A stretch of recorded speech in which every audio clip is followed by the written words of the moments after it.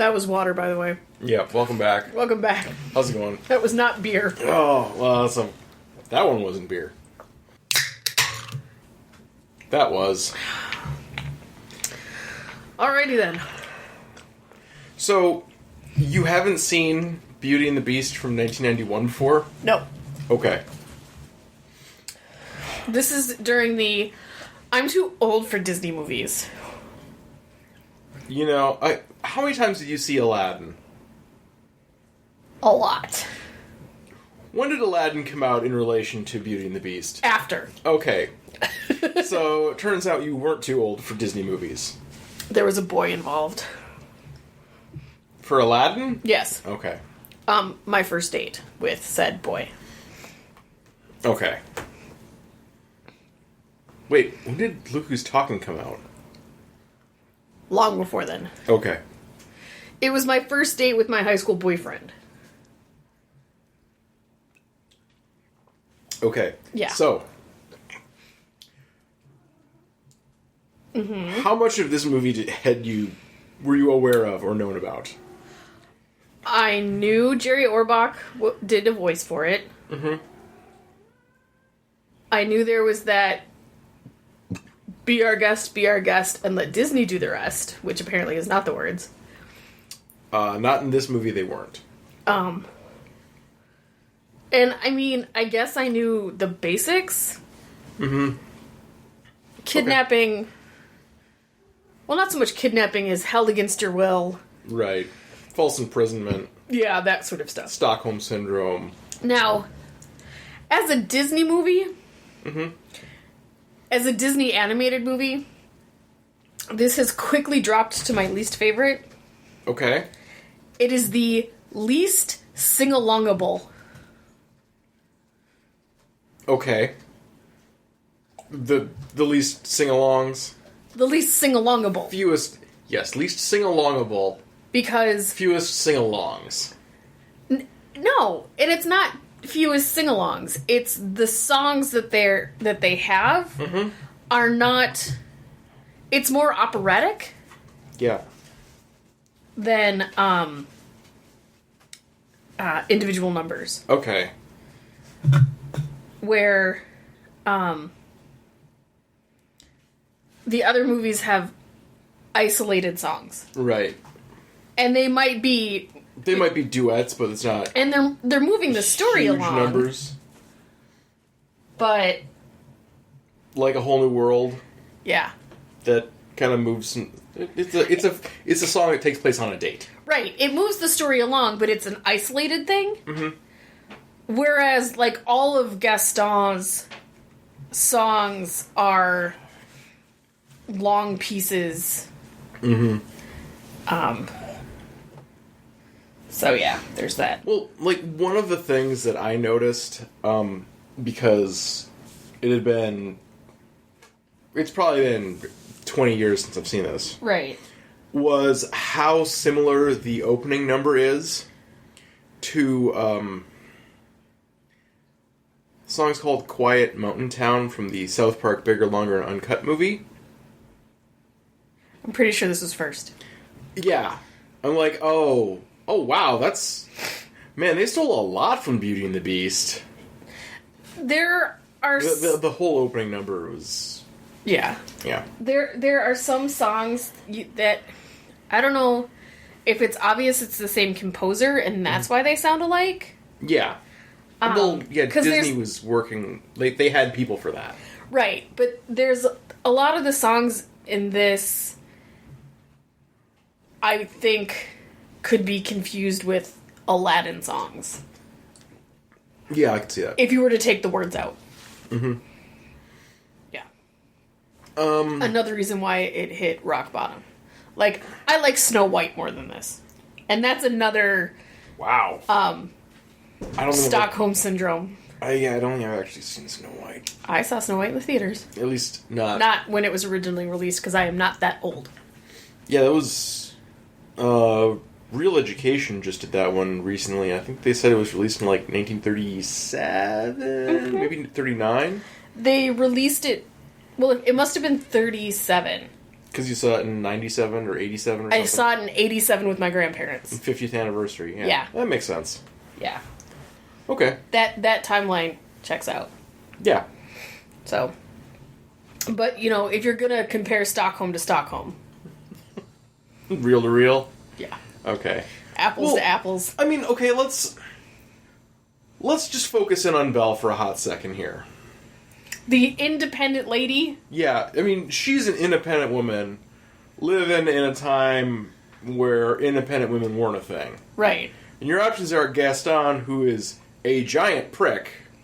Or be alone. Or be alone, and your choices ended up being, I'm stuck with the beast. No. Because I'm making a personal sacrifice to save a loved one, my father, from dying next week. Right. Because he's gonna get a fucking pneumonia or something. He was already starting to get pneumonia. Yeah. But... And having had pneumonia myself, it's not a fun. Right. So she chose self-sacrifice to be a prisoner. Yep. She did not choose to be emotionally manipulated into loving, in air quotes, her captor. Her captor. And that's how they get you. Yeah, I would assume. They give you the sense of powerlessness and then slowly give you freedoms, also in quotes. Mm-hmm. This was just accelerated. Yeah. Because it's a Disney movie. Yep. Yeah, like, I didn't think she had a good choice to make. I think she literally made the only choice she could. Yep. And the only choice she was making was to save her father. Right. But later on, there comes a point in the movie when, as she is running away, the beast gets attacked and, is unconscious. And she could have just, okay, that's done. I'm done. Goodbye. And just gone back home. And she'd gone back home I'm stuck with Gaston. Shit. Yeah, she didn't have a good option. No, but... And Disney made it look real hard that the Beast was growing as a person who was capable of being loved, but that doesn't mean that Belle owes him anything. No, and congratulations, you've worked on your anger issues. I still don't owe you anything. Yeah. And the other thing that I noticed in this is the amount of violence. Oh, yeah. And it's not just the Beast, mm-hmm. but how many times did Gaston hit his friend? Oh, yeah, a bunch. And that was just normal. Mm-hmm. And he was just so happy to be Gaston's friend that he was just going to put up with it. Yeah, I believe Gaston was the literal embodiment of male entitlement. Yes. But he's the absolute worst thing that could be. But there was also that sort of violence between the candle and the clock. Mm-hmm. They were always knocking each other around. Mm-hmm. And even in Aladdin does it to the monkey. Yep. To shut, when you want to shut somebody up in a Disney movie, you shove something in their face, be it your fist or food, or you pull their hat down over their head. None of these are healthy responses. I agree. Coming from the girl with violent tendencies. This is true.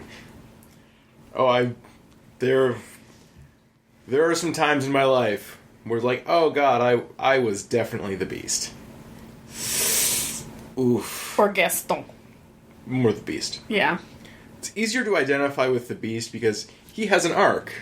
He gets better because of some things that happened to him or around him. Right. Maybe I should quit being a fucking piece of shit 20-year-old male. I appreciate you no longer being a 20-year-old male. I appreciate no longer being a fucking piece of shit. I also appreciate that. You were really angry when we met. Yeah, I'm not less angry. You're better at it. You're right, I'm better at being angry. I've found outlets for those angers, like podcasting. And drinking. Yeah. And cats. Yeah. Ugh. Yeah, I'm over the whole cats thing. So yeah, like, one of the things that I was keeping a keen eye on for this viewing was how Gaston and the Beast are pretty much like the two forms of masculinity, if you will. Okay. Or two states of masculinity. The misunderstood and... Well, no, they're both toxic at the beginning. Yes. And like, okay, so you're both entitled jerks. Yeah. From the get-go. Gaston never learns anything, because he's not going to learn anything. He doesn't have to. Yeah, well, because a woman's place is to, like, take care of the 6 children he wants to have with her? Sons, sorry. 6 sons. And you know what? I pictured if she'd had a girl, he'd have beat the crap out of her. Yeah, probably. Or just raised her as a boy. And yeah, like, Gaston, you're awful. Mm-hmm. Like, you are not entitled to have Belle as a wife. Or, let's be honest, what you're going to use Belle for, a incubator. Yep. Welcome to Disney. Pretty much. I mean, Beast was also, like, before Belle entered his life, was a piece of shit. And, like, you would have thought, like, hey, maybe I should be less awful to people after I get cursed into being a beast for, well, until I turn 21. Right.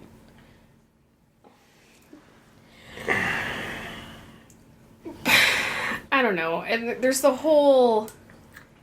Everything rests on beauty.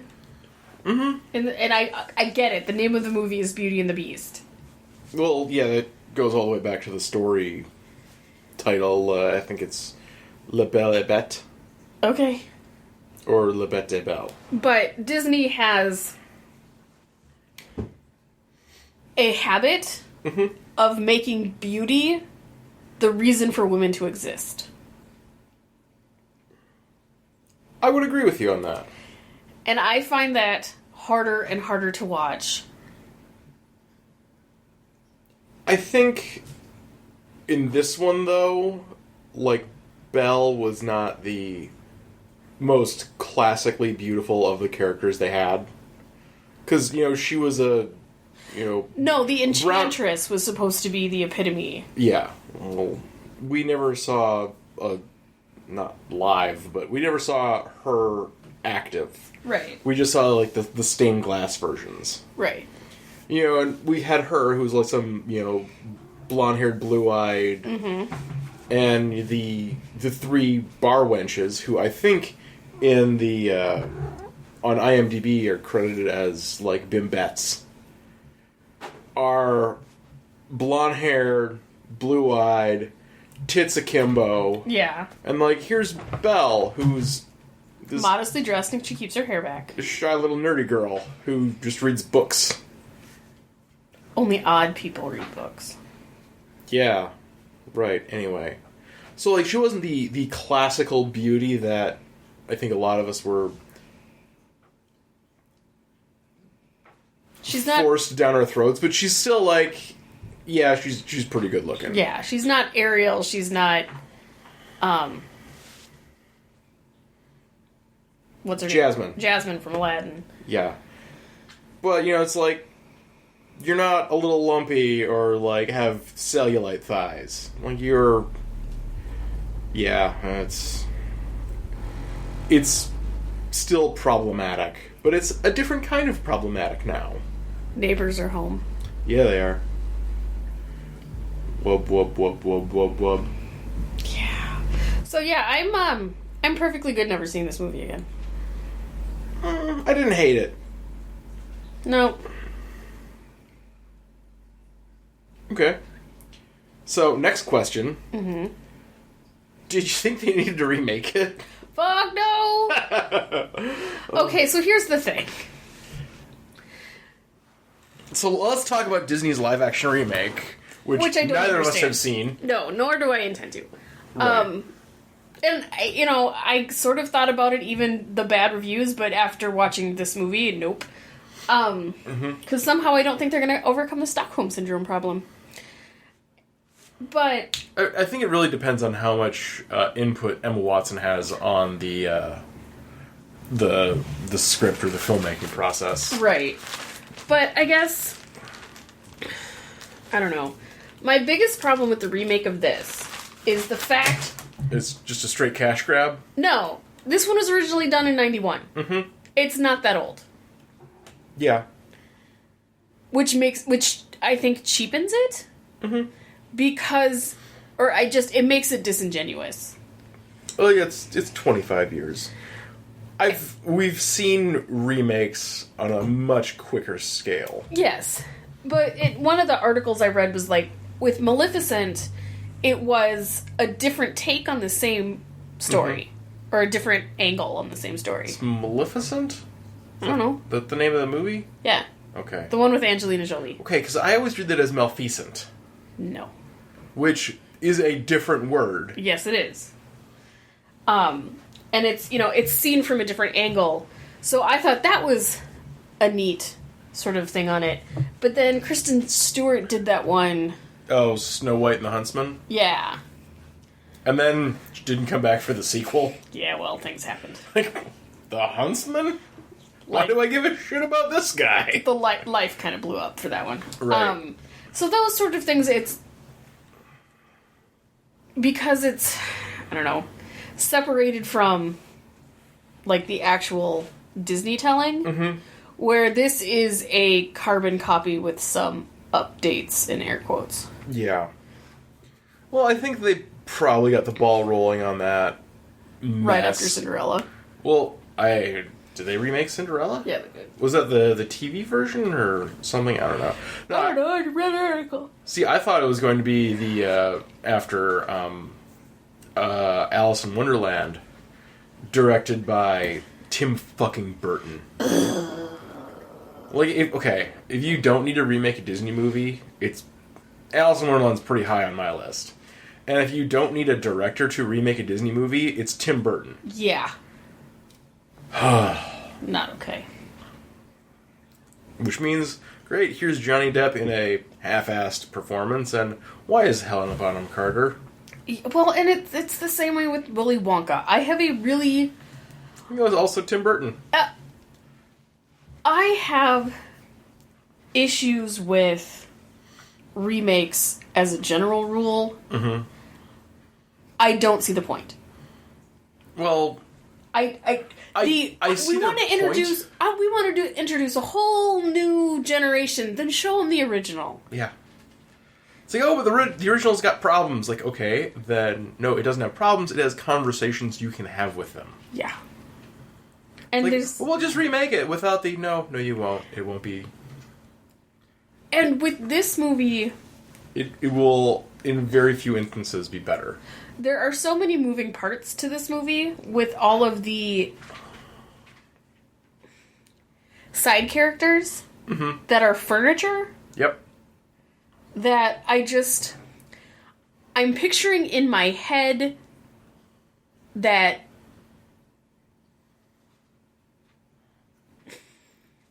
Michael Jordan Bugs Bunny movie.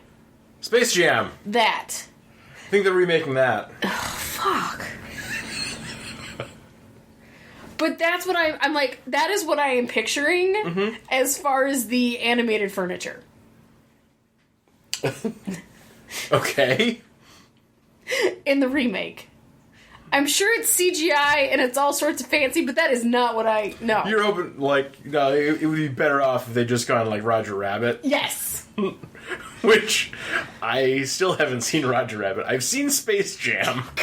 So I got that reference. you know, the one with Michael Jordan and Bugs Bunny.